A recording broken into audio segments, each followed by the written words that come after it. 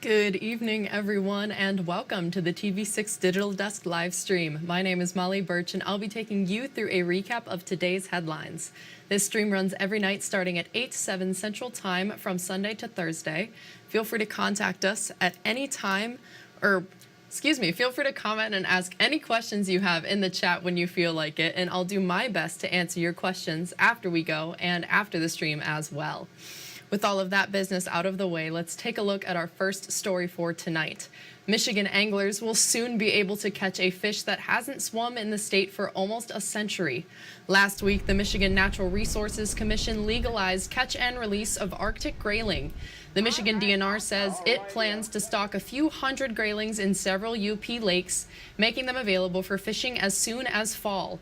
The DNR says the fish are the perfect gauge for things like water cleanliness.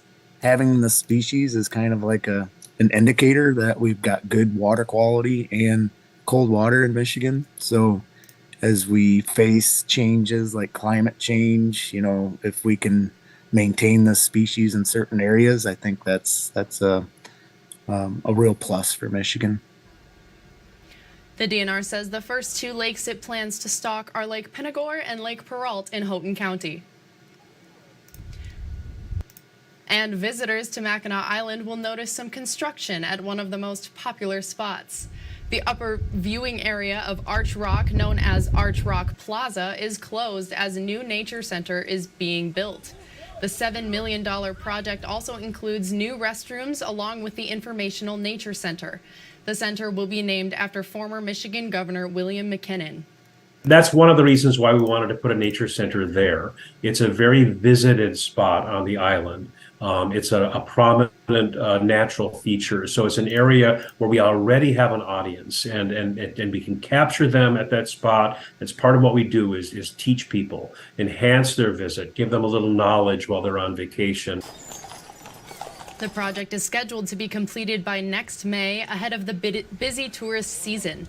Mackinac Island is Michigan's first state park. And this morning, 24 veterans gathered at the Ace Hardware in Menominee to get licenses and tags for a special deer hunt this weekend. It's called the Freedom for Patriots hunting trip. During the hunt, the Freedom for Patriots charity processes and deer tagged at no cost to the veteran.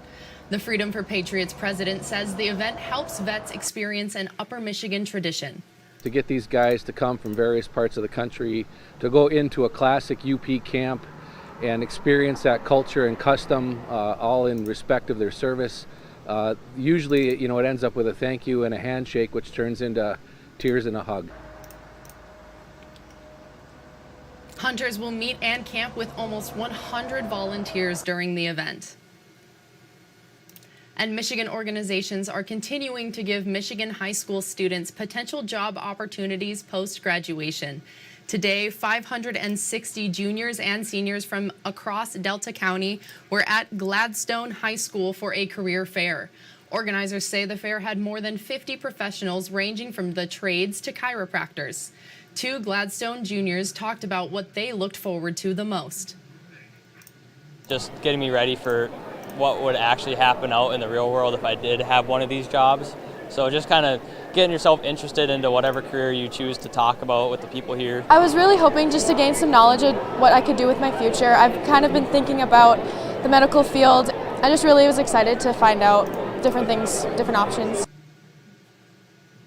These students say they are developing communication skills by interacting with people at the fair as well.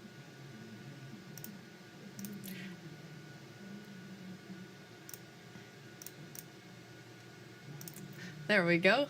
Took a second to get my video out of there, but let's get started with our next story. Two of Iron Mountain's Trunk or Treat events are combining next weekend. TV6's Iron Mountain Kingsford Bureau reporter Blake Ryerson shares how the team up will grow the downtown pumpkin walk. The Iron Mountain Downtown Development Authority is preparing to host its second annual Pumpkin Walk October 28th. DDA head coordinator Kenzie Williamson is most excited to see community connections on display. Oh, I know him from Super One. I know him from First National. I know him from TV. And I know this owner because he owns this restaurant. And it's just my favorite thing seeing people that I know in the community doing things together. This year, Marshfield Medical Center Dickinson will join First National Bank and Trust as a presenting sponsor and combine its Trunk or Treat event with the Pumpkin Walk. MMCD Director of Public Relations and Business Development, Joe Rizzo, says the new cancer center's construction led him to seek other community partnerships. I saw that the Pumpkin Walk was going into its second year, so I reached out to the Downtown Development Authority and First National Bank, and I asked them if they would consider Marshfield Dickinson joining their event. F&B Director of Marketing and Public Relations, Mick Guyan, says the First National Bank welcomes MMCD as a sponsor. It's a great partnership between our organization and their organization, and we have shared values in our two organizations that an event like this that we can bring to the community. The Trunk or Treat starts in the Downtown Systems Control Stage parking lot at noon and finishes with a costume contest at 3 in the afternoon. Organizers expect thousands to attend. Blake Ryerson, TV6 News, Iron Mountain. Thank you, Blake. Apologies for the issues with the video there. But for our next story, the Nissu Bakery and Cafe hosted Coffee with a Cop and Firefighter in downtown Hancock this morning. Residents got to meet and speak with their first responders over coffee and baked goods. Kids could also enjoy games, candy, and stickers handed out by the first responders. The event also aimed to raise awareness for Fire Prevention Month. The owner of the business says the event is a chance for residents to have a one-on-one with first responders in a casual setting. I have seen it in other places in this nation, and it was a really good way to get to know the police officers and get to know our first responders, and just to be able to ask the questions that you normally don't feel maybe comfortable to go into a police station and ask.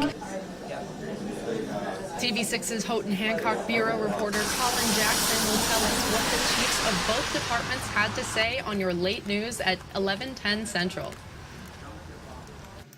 And finally tonight, Retro Rental in Hancock has added several new features to its lineup of services. The business now has an entire floor focused on a retro arcade experience. This includes pinball, darts, and games like Mortal Kombat and Pac-Man. Additionally, a smaller store has opened up inside the business itself called Magic Moon Apothecary. Belonging to the owner's wife, it's a metaphysical supply shop.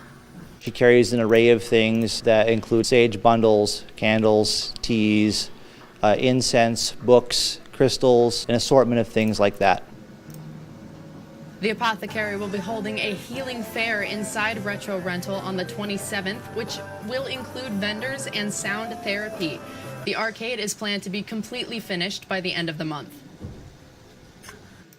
And that's all the stories we have for you tonight. Be sure to tune in tomorrow night Sunday night, where I'll be here in the same place at the same time. That's 8/7 Central Time. You can find us streaming on Facebook or YouTube, whichever platform you prefer.